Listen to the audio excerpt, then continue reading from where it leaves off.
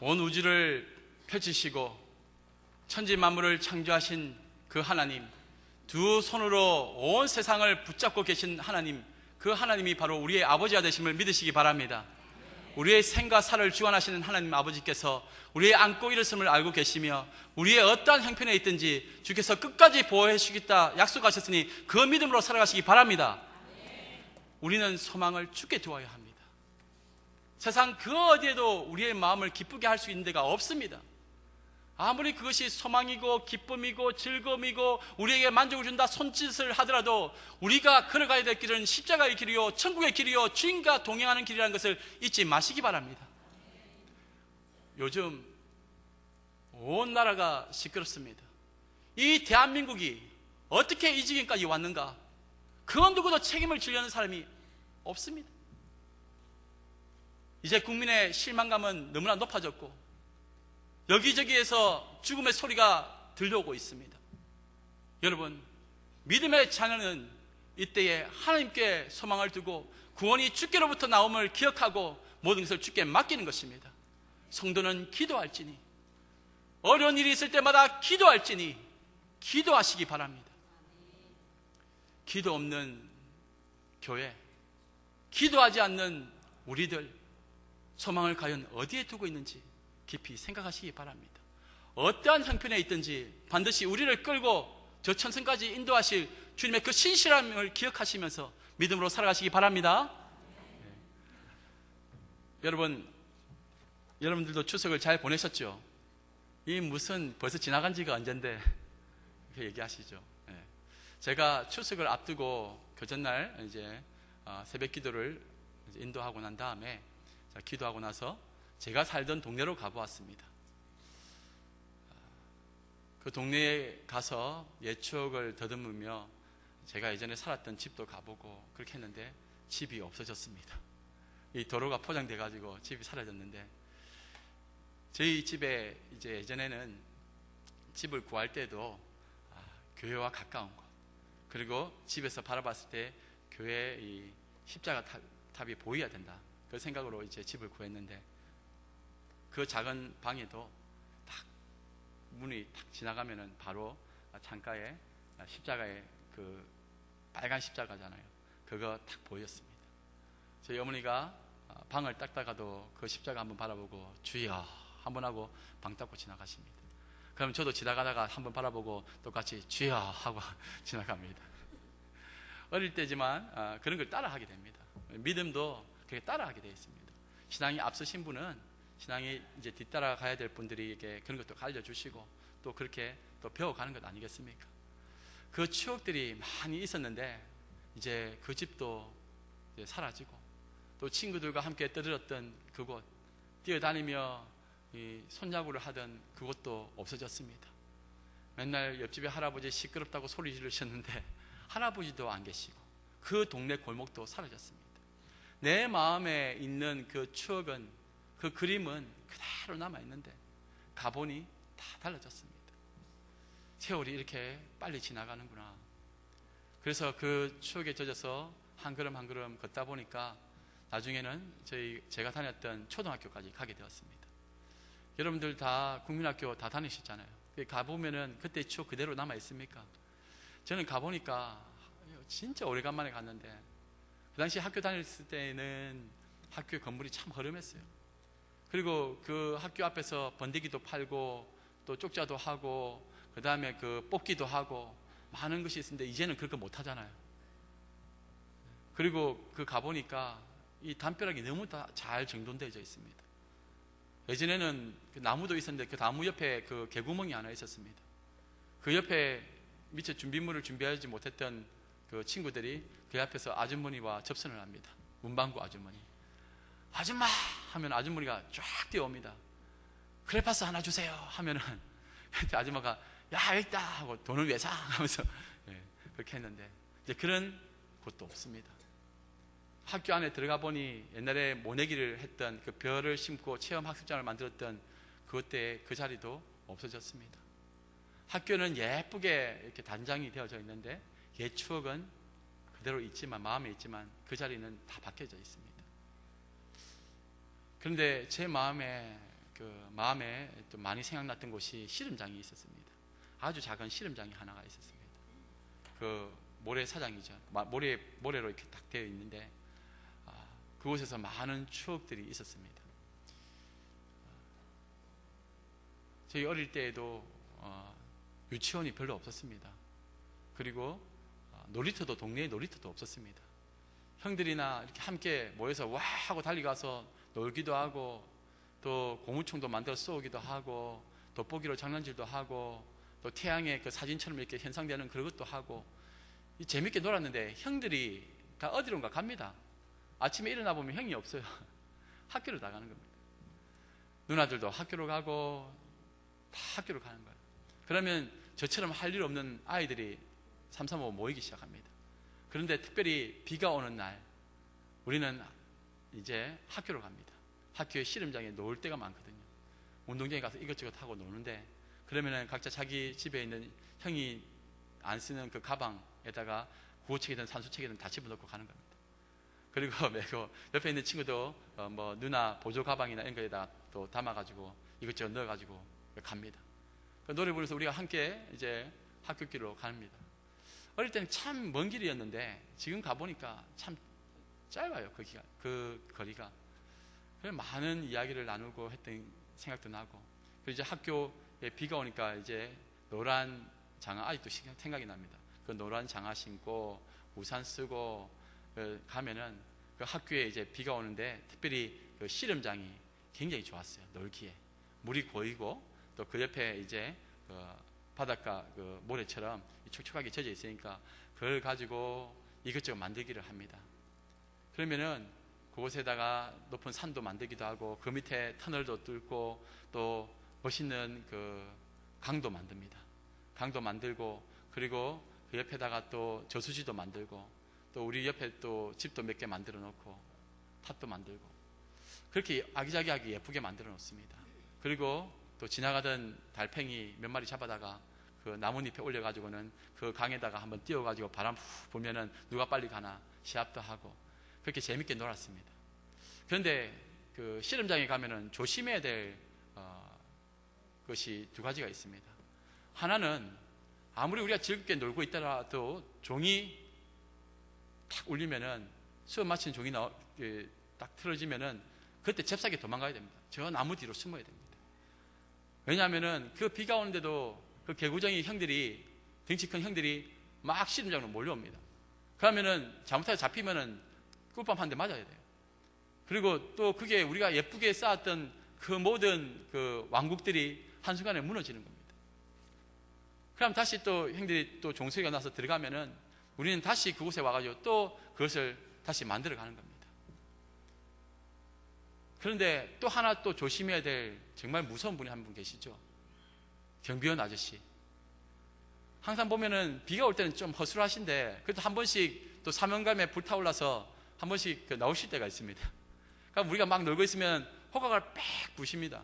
그러면서 야, 다 나가! 하면은 또 우리는 손 들고 나가야 됩니다. 몇 번이나 즐겁게 이것저것 만들지만은 너 나가 하면은 그때는 손 들고 나가야 됩니다.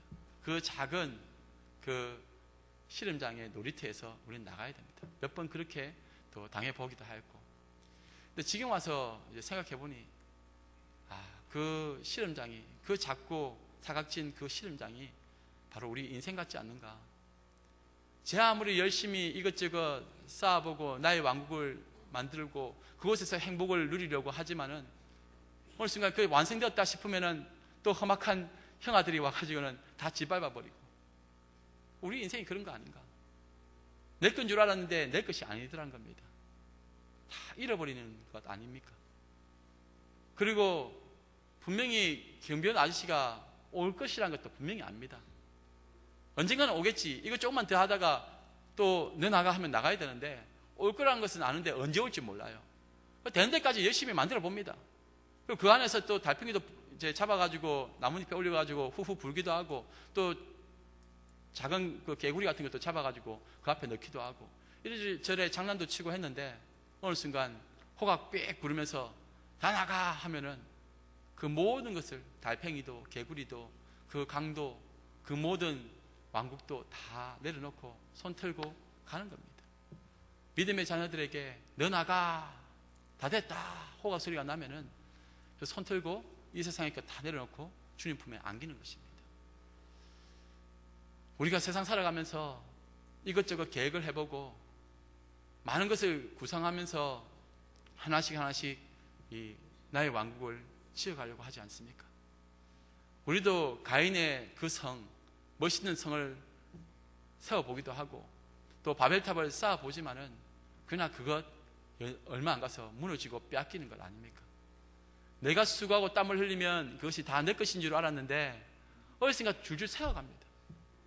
내 돈 다 벌은 줄 알았는데, 많이 벌었는데 이것이 어느 순간에 또 가족이 누가 아파가지고 그쪽으로 돈이 다 나갑니다. 내가 아무리 수고하고 땀 흘려도 내 것은 없는 인생이 바로 이 야곱의 인생이고 약간 우리들의 모습이라는 것을 말씀에 알려주고 있는 것 아닙니까? 참 많이 울지요. 참 많이 슬퍼하는 것이 인생입니다. 여호와께서 집을 세우지 아니하시면 세운 자의 수고가 어떠며 여호와께서 성을 지키지 아니하시면 파수꾼의 경성함이 헛사로다. 모든 인생이 허무한 것, 헛사로다. 전도서의 말씀이 무엇입니까? 인생을 다 살아보니까 세상의 부귀 공명을 다 누렸던 그 솔로몬이 결국 남긴 것이 무엇입니까? 결국은 헛되고 헛되니 다 헛되다. 다 바람을 잡으려는 것 같지 않냐? 그렇게 말씀하십니다. 우리의 인생길 우리는 알 수가 없습니다. 딱 한 번 사는 인생입니다. 딱 한 번 사는 인생에 우리의 모든 것을 다 내려놓고 빼앗기고 다 엉망진창 되더라도 우리가 붙들어야 될 그 한 가지는 바로 오직 예수의 십자가밖에 없음을 믿으시기 바랍니다. 그걸 믿고 그것에 소망을 두고 살아가는 사람들이 바로 우리라는 것입니다. 이 험한 세상 사람들, 아버지께서 허락하신 그 기한에 다 살다가 다 끝나는 인생들 아닙니까? 너 나가 하면은 손 들고 나가야 됩니다. 아무리 즐거워도 기뻐도 나가야 됩니다.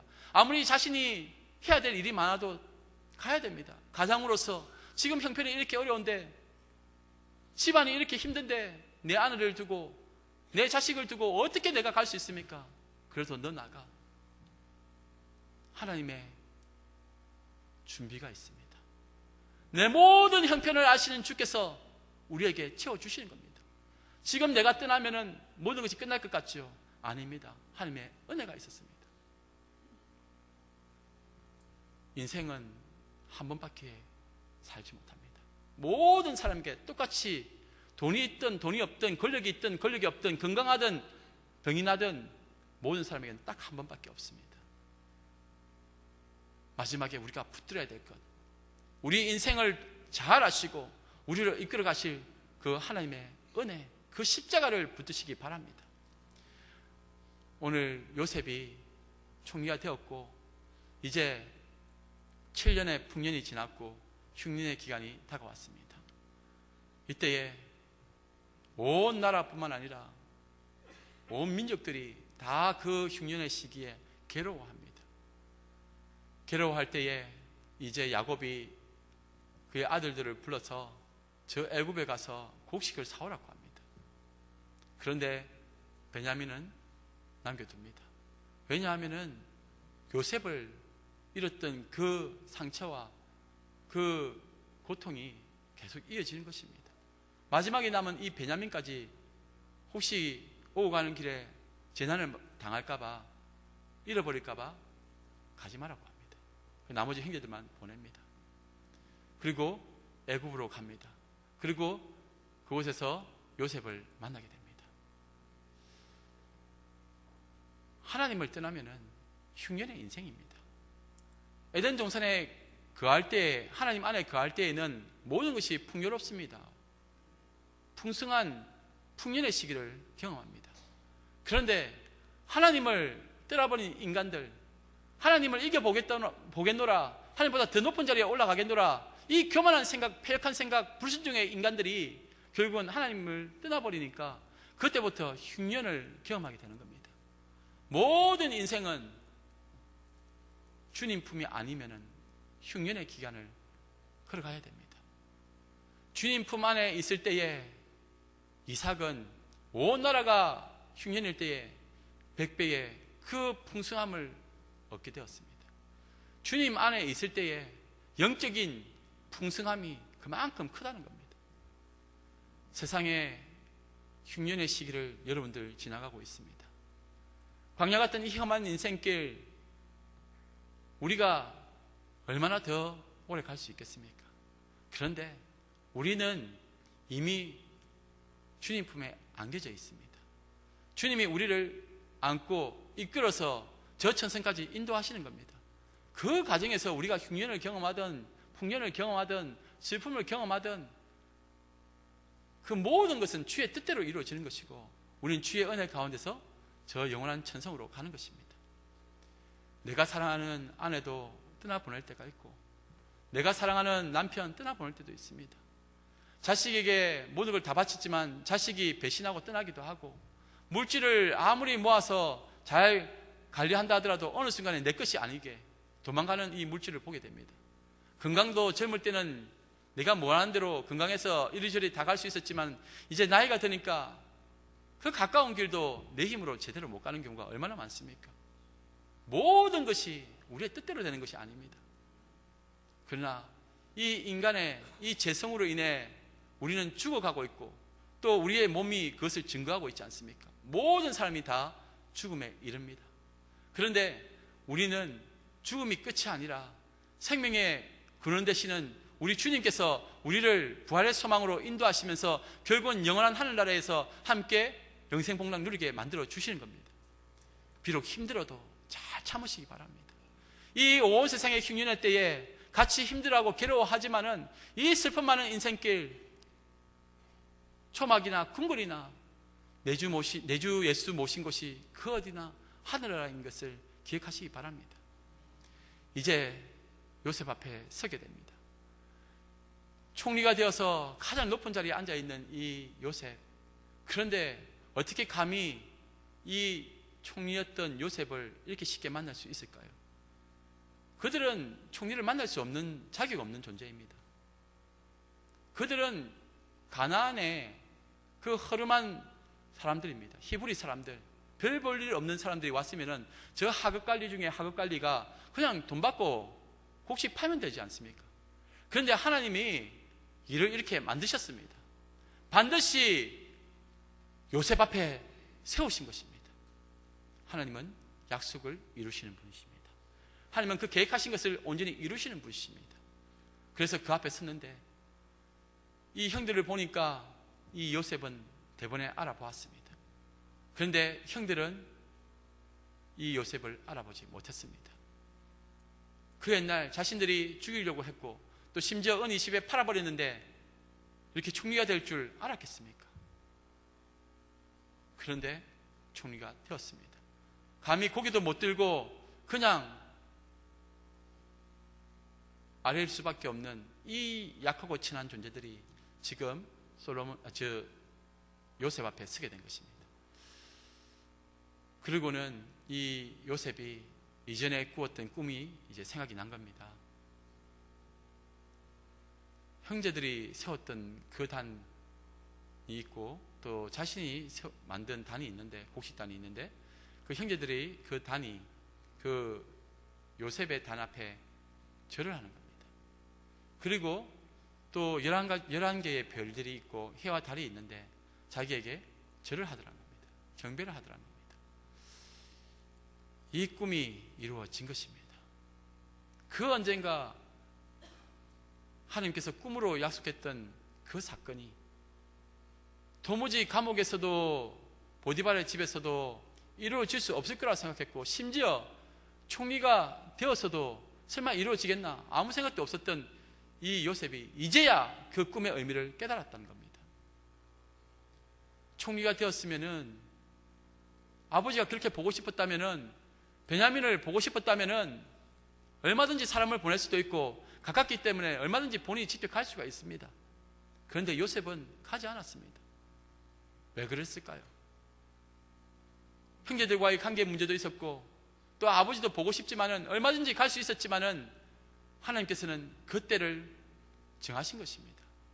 이제 술 가는 장, 떡 가는 장 사건 이후에 이 요셉은 하나님의 뜻이 무엇이고 그것을 이루기까지 인간은 순종하고 기다려야 된다는 것을 깨달은 것입니다.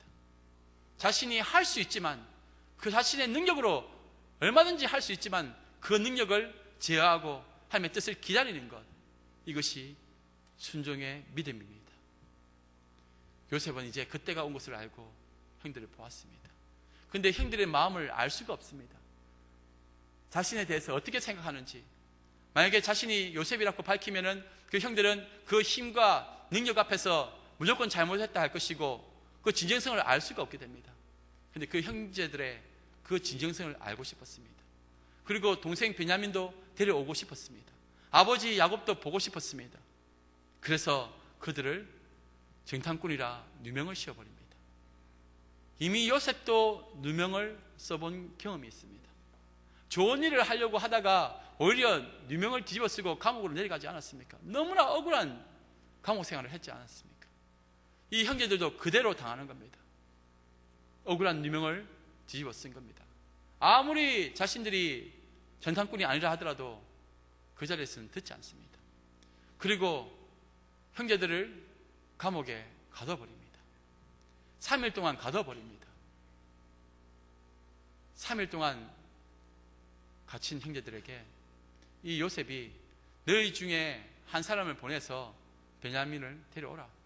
처음엔 그렇게 이야기했다가 이제 나중에는 한 명 남겨놓고 나머지가 가서 그 베냐민 데려오라. 그럼 내가 너희들 말을 믿어주겠다. 그렇게 꾸밉니다.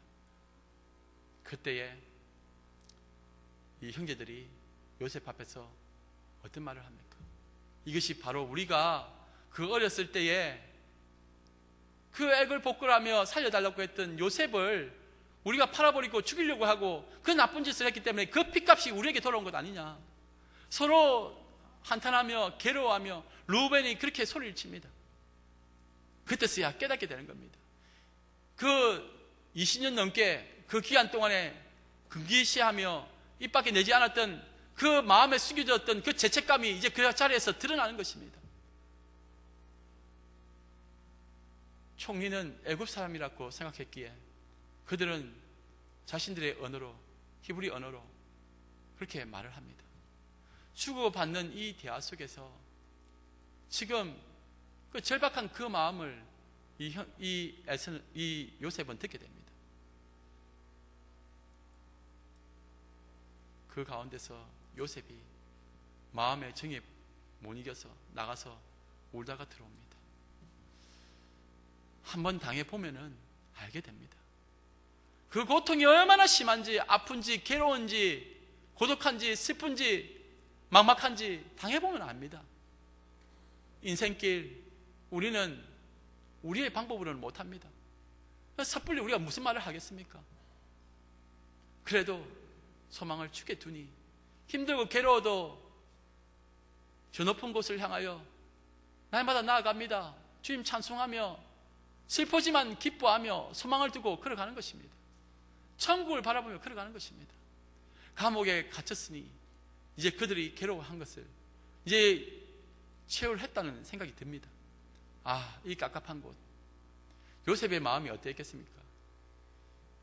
그 13년의 세월 동안 종살이하고 억울한 누명 뒤집어 쓰고 그 형들의 3일, 근데 자신은 그 오랜 기간 동안에 그 감옥에 갇혀 있지 않았습니까?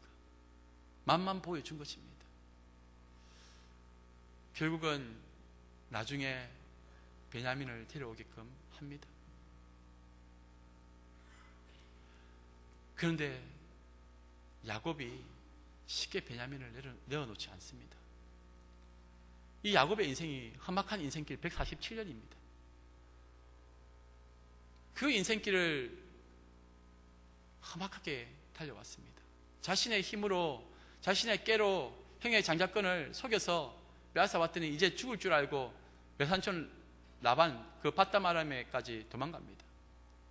잠시면 될 줄 알았는데 아버지와 어머니를 오랫동안 20년 가까이 보지도 못하고 어머니는 그 사이에 돌아가시게 됩니다. 그 장자권 제대로 한번 써보지도 못했습니다.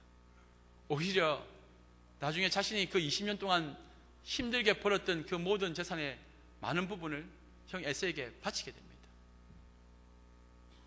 팥죽 한 그릇, 그 의미가 무엇인가? 그 장자권의 의미가 무엇인가? 여러 가지 인생의 많은 지구를 겪으면서 이 야곱은 많은 생각을 하였을 겁니다. 그리고 이 야곱, 라헬과 사랑해서 라헬과 결혼했는데 알고 봤더니 레아입니다. 그녀의 언니입니다. 라반에게 넘어가서 결국은 억지 결혼을 하게 됩니다. 그리고 14년 동안 종살이를 하게 됩니다.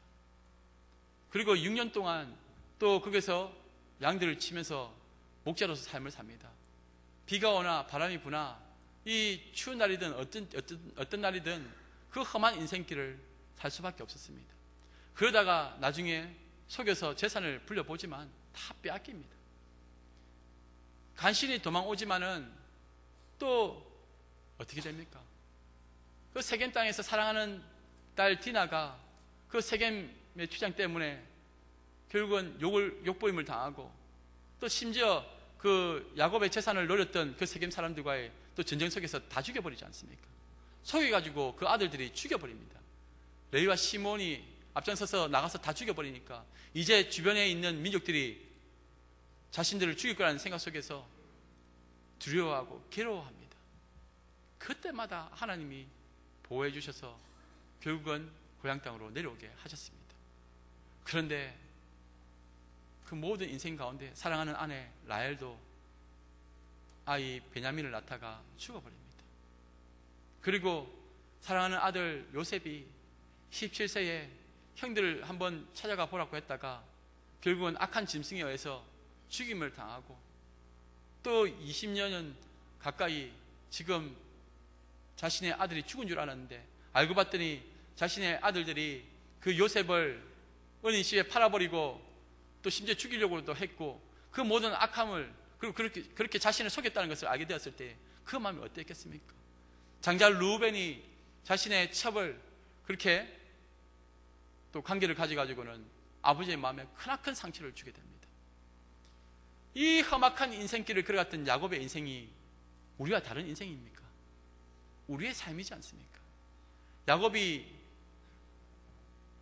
마지막까지 내어놓지 않으려고 했던 것이 베냐민이었습니다.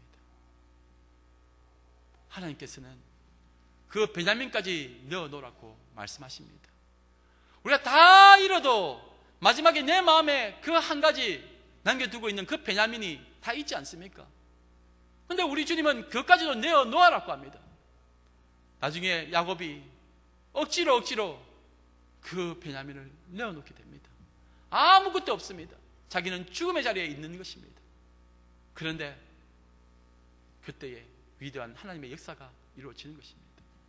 야복강 나루에터에서 괴로워하며 신음하며 그 하나님과 씨름하던 그 야곱, 그때에 하나님께서는 한도뼈를 치셔서 그를 완전히 일어나지 못하도록 만드셨습니다.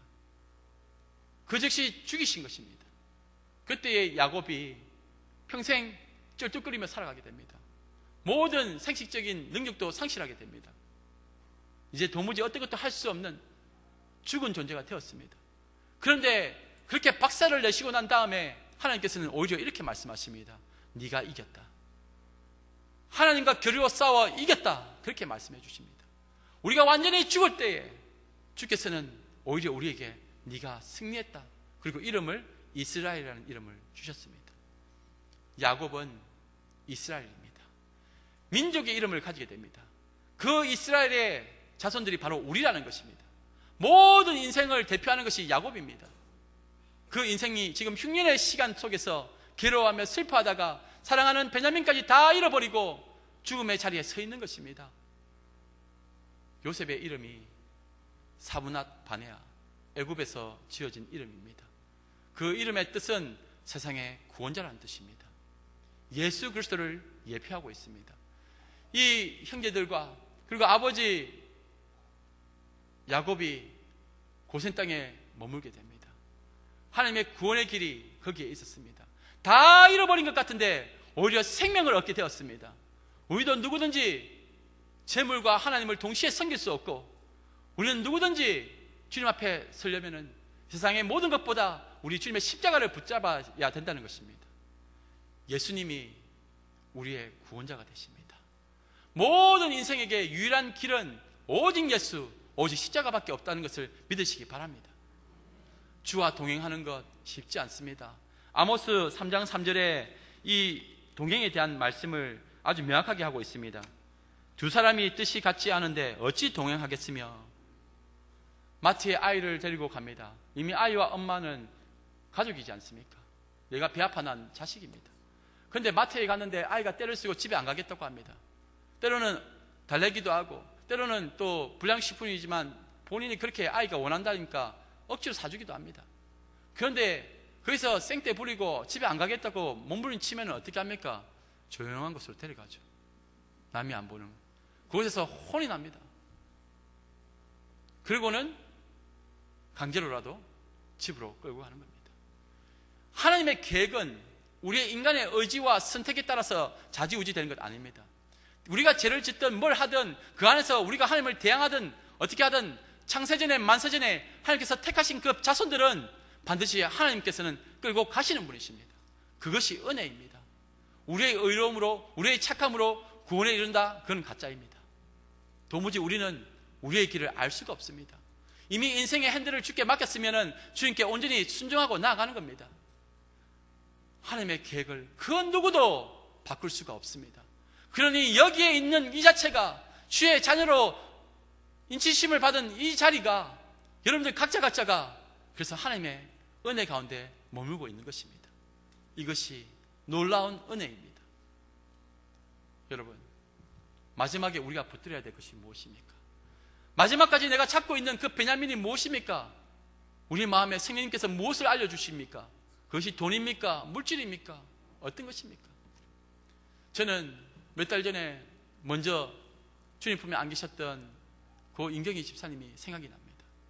마지막까지 힘이 닿는 데까지 전도대에서 열심히 전도하시고 또 함께 또 회복을 위해서 기도도 했습니다. 그런데 마지막에 그분이 암으로 너무너무 힘들어 하셔서 급하게 우리 교육자들이 갔을 때에 그때는 너무나 힘이 든 상태, 마지막 날이었습니다.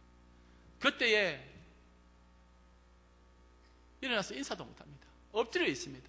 눕지도 못하고 엎드려 있는데 집사님 저 왔습니다. 우리 함께 예배 드리시다 하니까 고개를 끄덕 하셨습니다. 그때에 우리가 함께 기도하고 찬양을 불렀는데 내 영혼이 은총을 입어 주한제 짐 벗고 보니 슬픔 많은 이 세상도 천국으로 하도다. 그때의 그 고통 가운데서도 아픔 가운데서도 지사님은 손을 들고 일어나셨습니다. 천국을 바라보는 듯이 그 눈빛이 주를 향하는 것 같습니다. 죽음이 임박하면은 내게 꿈이 있다면은 저 천국을 먼저 바라볼 수 있으면 얼마나 좋겠는가. 내 죽기 전에 주님 계신 그 천국을 먼저 바라볼 수 있다면 얼마나 좋겠는가. 그러면은 이 아프고 슬픔 많은 흉년의 이 세상 가운데서도 힘있게 내가 버틸 수 있을 텐데 마지막 끝날까지 그 순간까지 그 숨이 끊어지는 그 순간까지 주님 바라보며 나의 구원이 주께 있습니다. 나의 소망이 주께 있습니다. 살든지 죽든지 주의 뜻대로 행하시옵소서 믿음으로 고백하며 순종의 길을 걸어간 그 자리, 우리 모두의 자리가 되기를 주의 이름으로 축복합니다. 이 시간 우리 함께 나의 영혼이 잠잠히 하나님만 바라며 우리 고백의 찬양으로 주님께 올려드리기 원합니다.